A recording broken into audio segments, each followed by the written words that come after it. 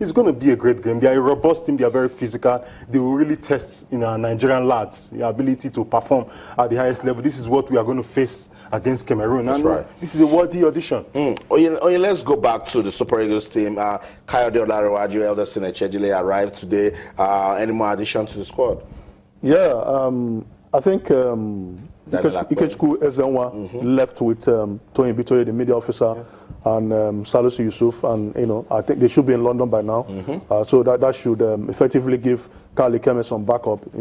Akpeyi too is supposed to have booked a flight from Johannesburg to the United Kingdom. He had some issues with his visa, and he had to pick it up this morning. And we expect that at least we should have about more than 20 players in camp before the friendly games. Ogenekare Tabo also picked up his visa and is on his way.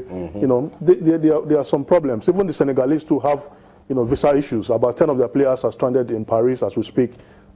For me, I think it's an African thing. We can't be talking about visa. How can you go to an embassy and you expect to get visa the same day? I mean, it's not possible. They're not going to bend the rules.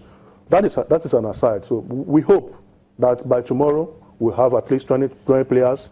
What we need is for the coach to test some of these players in the positions that he deems fit, so that he wouldn't have any excuse. That's right. Then against Burkina Faso, we hopefully that all the players, apart from Victor Moses, who has taken permission to be excluded, will be in camp and will be in a position to see all these players against the Stallions of Burkina Faso. And at that time, the coach already have options. The players that they would have trained that he watched against Senegal, they can tweak, make changes and all of that. So we're getting ready for those two friendly games. The Super Eagles of Nigeria taking on Senegal and Burkina Faso. The game against Senegal, will be played at the Hive, the Barnet Stadium in London, 8 p.m. Nigerian time.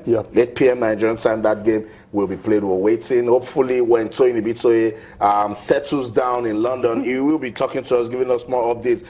A lot of expectations on social media, Joseph. I'm looking forward to see what Noah Bazi can bring to the team. Definitely. I'm looking forward to how this midfield can play without Mikel Obi. Loads of expectations. Definitely. I mean, the likes of Ogenekere Tebo. That's right. Definitely from Ferenczi will be flying in, and he will be there, and they will have to, see how they can work without Mikel, which is something that the team has not really, done lately. I do believe that these new guys would come in and infuse a technique that we've not seen before, something very special. The right back position is something that we have a vacancy for, obviously. In the striking position, what's his name?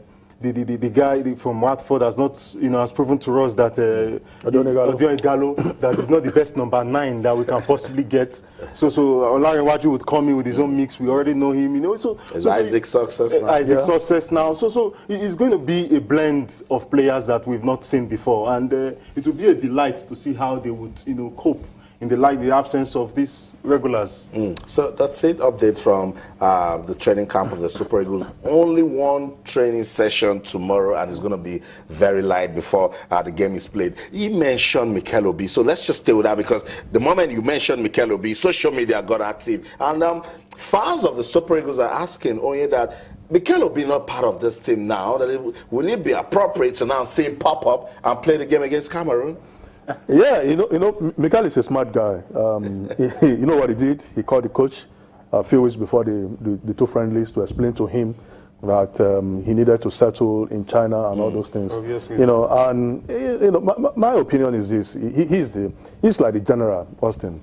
A general does not go into hiding when there's a war. You must show up. That's right. You can't even come and play one of the friendlies, maybe Senegal or Burkina Faso.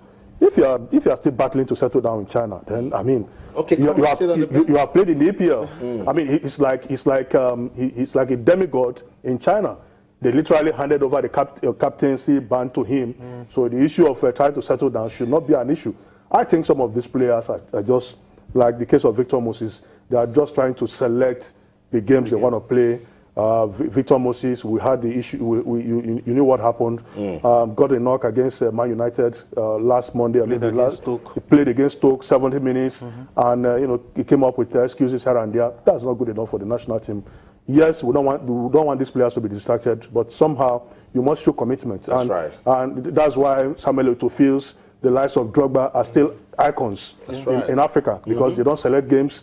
Even if they are playing against Djibouti, Madagascar, they are always available. That's right. You know, that's how to lead. So for me, I want to see how these players, you know, these new players perform, especially Ogenekaro Etebo. That's right. You know, we have watched N'Golo Kante for Chelsea.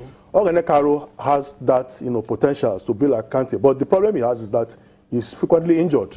But he's a player that can play from box to box. He's got tremendous energy.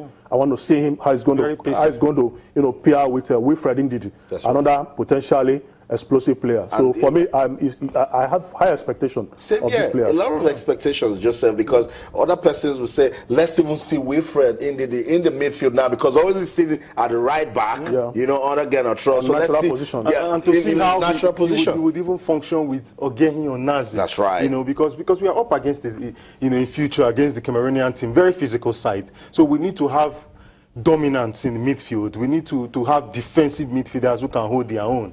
And I would like to see how, you know, this audition would work out. Etebo, Ndidi, and Onazi, the combination, and see how they would support the attack line and get results for us.